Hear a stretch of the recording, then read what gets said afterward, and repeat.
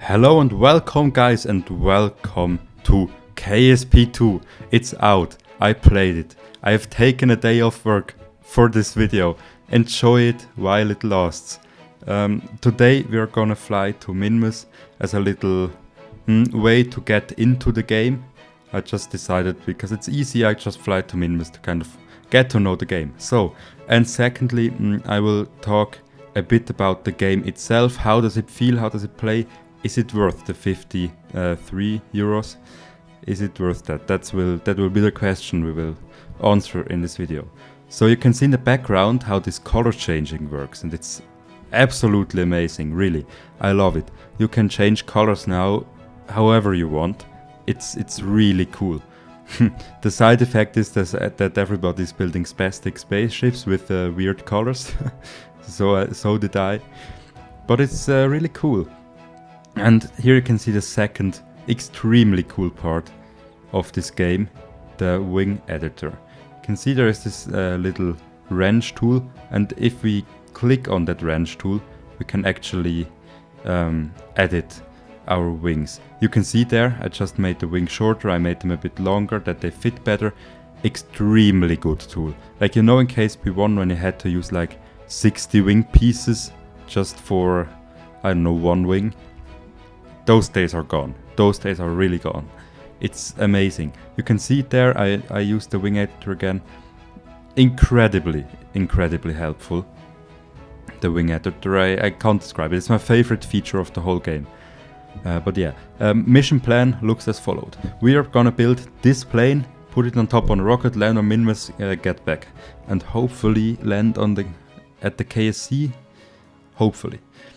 And yeah, so let's talk about the next point. The building editor in and of itself is fantastic. I really think it's good. First of all, they got rid of the space plane hangar. It's all in the VAB now. Everything. Like this plane, you saw I built it in the VAB. You don't need to switch editors. Like that was annoying in KSP1. That the space plane editor had like a different steering than the web. This is gone. Those days are gone, guys. You can build planes in this VIB. You can build rockets in this VIB. No problem. Really, really easy, really good. So the editor is really, like I said 5 times now, really good. So yeah, you can see I tried out a bit of things there. Like adding a little tank and fairings. The fairings, I would say, is a negative point. You can see how we built the fairings in about now, and I needed time to figure it out, honestly. First I couldn't figure out how should I do the fairing now. There you can see how to do it with those 2 arrows. I don't know, in my opinion KSP1's fairing editor is better. So the fairings have a minus point for me. And the strut system is very confusing, but once you get used to it, it's actually pretty good. Like they improved on that one. Yeah, then adding some tanks, and after that we can get to the launch. You can see you can color everything. It's so amazing. You can color every single fuel tank, every single part. You can customize so much. It's incredibly good. Yeah. So then adding the engines, boosters, and then we can get to the launch. Now, the parts that are in the game aren't a lot. You see it. The robotic parts aren't in it, for instance. Not all engines are in it. It's really limited what you can do with the parts available. And this is a thing to consider if you want to buy the game.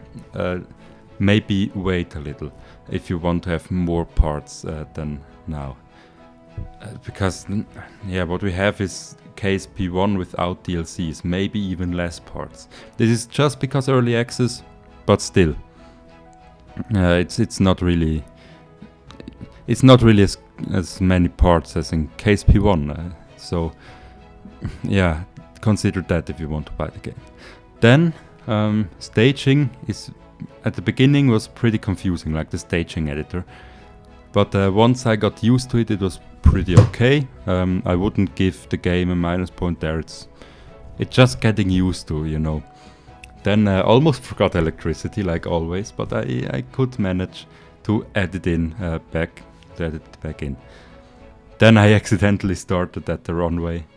Then I started and thought like, no, I can't launch at the runway. It's if you start building with a plane cockpit, the game will register that you build a plane. And if you start building with a rocket cockpit, the game will notice that you're building a rocket cockpit. Here you can see I failed. That was my first launch of KSP2, guys. Yeah. Anyway, I worked on it, added some struts, and after that, it was time to do the next launch. Time to do the final launch of this rocket, because it didn't fail the next time. So let's get to the launch. Here we are. I show you the whole launch sequence. Sadly, I couldn't capture the audio because I was speaking to someone.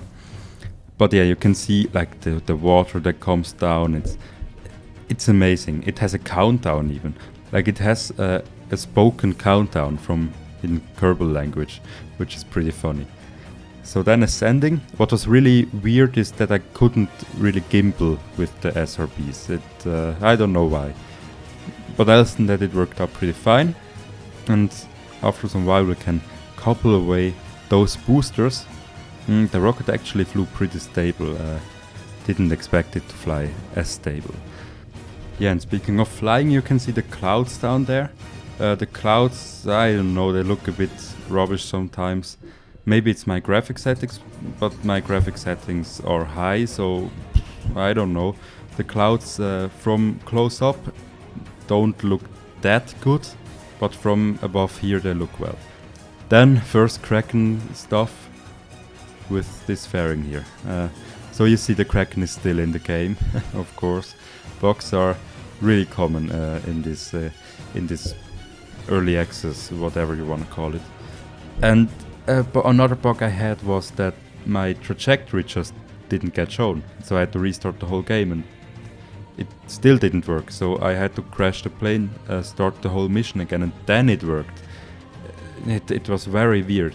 All those kinds of bugs. Also when encountering a moon or planet, in my case Minimus, that the node just freaked out completely, and it's pretty chaos. Like the maneuver node is probably a downside for me.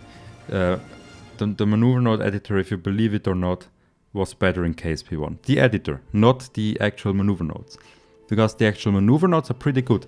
You can see that it also shows me when I have to start the burn, how long the burn will take. Like all that stuff is really good. And what you do now in comparison to KSP1 is you really you time warp to the point where you make the maneuver node or the maneuver path, however they call it. And then you start, and the game calculates it that way. So the maneuver nodes that you execute are way more accurate than in KSP1, but it's so difficult doing them. They're so chaotic. It's incredible. But yeah, we managed to get into an orbit. It all worked out fine. Then next bug, those symbols of the rocket were way too big. I really don't know why. Yeah, so here you see the struggle with the maneuver nodes. I haven't quite understood the system yet, so I have to get a bit more training with it, I think. But yeah, here, a full lap around Kerbin, and then you can see another incredibly cool thing. Look at this texture. Like it makes Kerbin look so much bigger than it actually is. Like if you look at this, you get the feeling that it is as big as Earth, Kerbin. But actually it isn't. Like this is incredibly good. Generally, all the planets and moons look way bigger than they do in KSP1, despite being the same size. There you see the maneuver node bugged out again. I have no idea why. Man, the user experience on this mission was a bit rough. But overall I still liked it. And overall I still like KSP2, I think. But some other thing is the graphical requirements are absolutely humongous. If you don't have the requirement, the recommended settings, I doubt you're gonna be able to play it. It's lagging so much, and I really hope they will work on it, because that's unacceptable. How much graphical performance this game just consumes. But yeah, now here we are encountering Lathe, and now you see, like, this is chaos. Like, can you tell me which line is for what and where and when and why?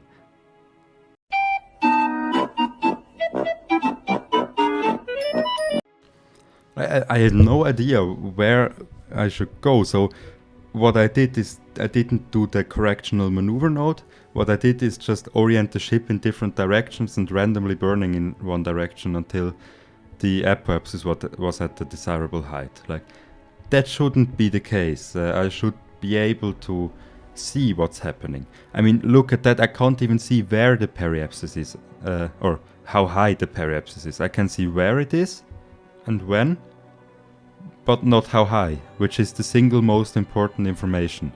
So it's really difficult to do maneuver nodes. It's unnecessarily complicated. Let me say you that. But yeah, here, this is Minimus in KSP2. Very grayish tone. It's not as green as we know it. And the ground texture is absolutely cool. So here I was in a completely wrong plane. What you could also see is that there's this huge blue circle when you leave the sphere of influence of an object now, which I think is pretty helpful if you fly around space. Generally, you can see when you enter someone's sphere of influence, it has this little circle around it, which I find is pretty good. There I messed up completely, despite doing exactly what the maneuver node told me. I didn't understand it really, but I managed to get myself out of this weird situation, and then we can get towards the landing. I landed on the Great Minimus Flats because it's easy to land there, and I didn't want to do it unnecessarily hard to land on Minimus. It was my first landing. What you can also see is how many craters Minimus has. In KSP1, Minimus doesn't have craters at all. It has like the lakes, the frozen lakes. This Minimus here still has it, but it also has craters, which makes it worth a lot more to explore. Yeah, so it's interesting that my KSP2 first destination is Minimus, because my KSP1 first destination was the Mon. Yeah, but I did it the same way in KSP1 as here with the plane. And yeah, those are the Minimus Flats. You can see they look a lot more realistic. It's not just a hard barrier between the two tones, like between the two colors. No, it fades into each other, and it has those really cool channels there, flowing through the Minimus Flats. Like, it makes it look generally believable, while KSP1 Minimus wasn't. Yeah, then the landing I made unnecessarily complex by killing off my speed too early, but I had more than enough delta V anyway. Yeah, so I just braked, then decoupled the plane, yeah, expanded the landing legs, and then it was time to land on Minimus. Here you can see it in real time. It was a bit complicated to get it to land, but I mean, if you can land in KSP1 on Minimus, you can land in KSP2 easily, I think, easily. It's not really that different. Generally, all the delta V requirements are pretty much the same. I just built the rocket how I would build it in KSP1, and it worked out great. So that's not gonna be a problem.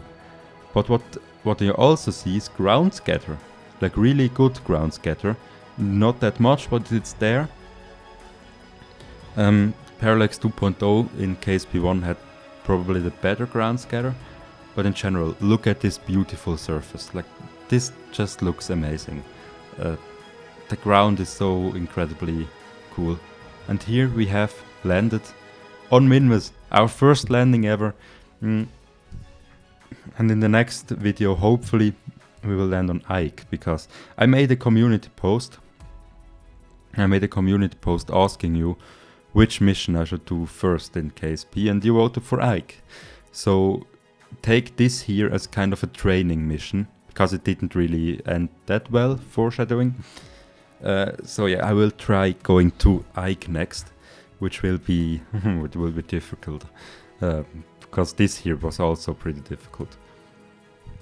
And then I saw this channel there, this very bright channel, and I flew towards it because I wanted to know what is there, and it would not really something, it's just a channel, like exactly what you would expect.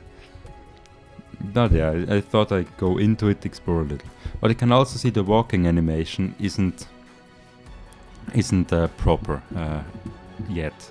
It's a bit weird. It still has the Kerbin normal gravity walking animation. Maybe it's just a bug. I have no idea.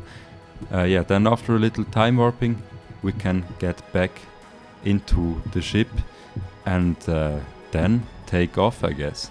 And now the flight back was also disturbed by a bug. So first of all, getting home from Minimus. Beautiful, isn't it? Generally, the graphics are really amazing. But yeah, the flight back was also littered with some bugs. For instance, I made a maneuver node to go back home to Kerbin, executed that, went back from the map screen to the gameplay screen, time warped, went back to the map screen, and suddenly my orbit was completely different, and I was on an escape course from the Kerbin system. So what is going on there is what I ask myself. It was very weird. Didn't really understand. And an annoying thing here, my time warping was pretty limited, which was a bit dumb. Like from until 1000, 2000 meters over Minimus, you can only time warp 2 times. Like you're gonna be there an eternity. Yeah, this here is the situation. You can see those symbols are completely blocked out. And I don't really understand why. Generally this game is pretty bugged out. But to answer the question from the beginning of the video, is this game worth 53 euros, dollars, whatever your currency is it worth that? I would say if you're a fan of the first one, yes. Else than that, not really. Because we don't have all the parts that in KSP1, and it's pretty buggy as well. And the performance requirements are incredibly high.